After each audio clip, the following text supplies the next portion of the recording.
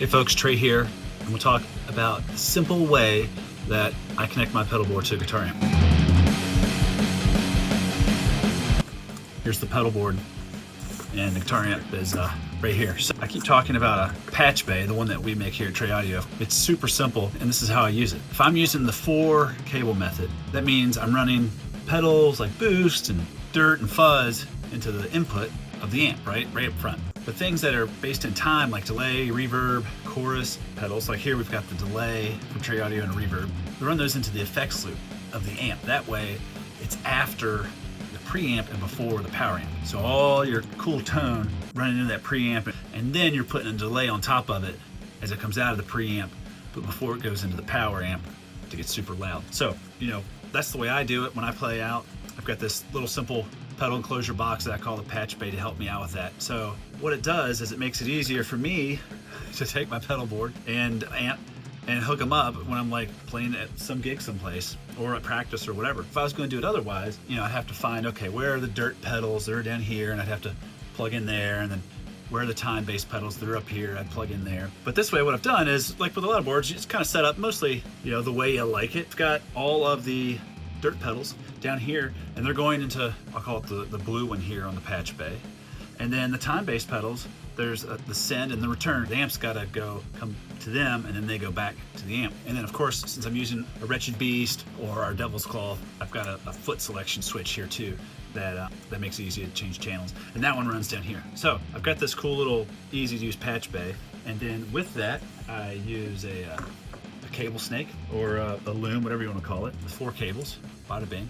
I like to color code them. Of course, there's a million ways to do it. You could just have your 4 cables just hanging out, your 3 cables or whatever. But then it's just like, it really is just as simple as, okay, I plug my channel switch in, if I can get it in there. Boom, got my, that's the dirt pedals. Then I've got my return back to the amp. I'm sorry, the send from the amp. And then if I did that back asswards, that's why.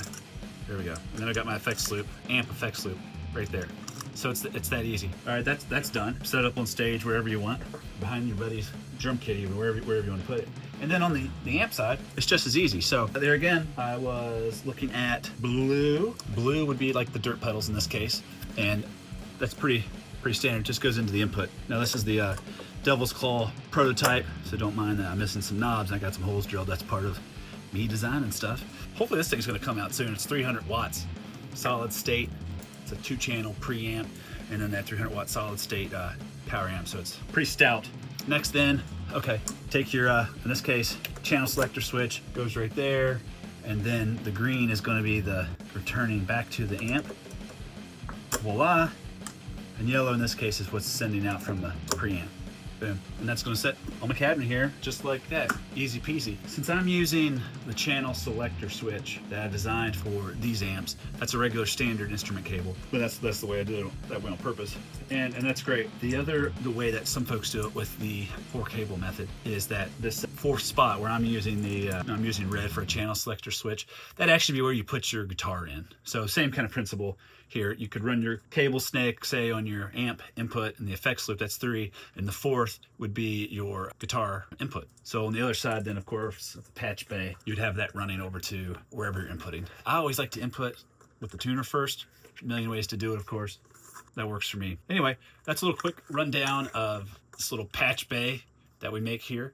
That's super simple, super easy, and fairly inexpensive. So it's an easy way to get your board to be set up and tore down a little quicker. Also, I've got got some labels there. I think that's a great idea. Makes it a little easier and even faster. Of course, you can put some stickers and labels here if you want to put them on your enclosure, but I like mine nice and clean and pretty. Hey, thanks for watching.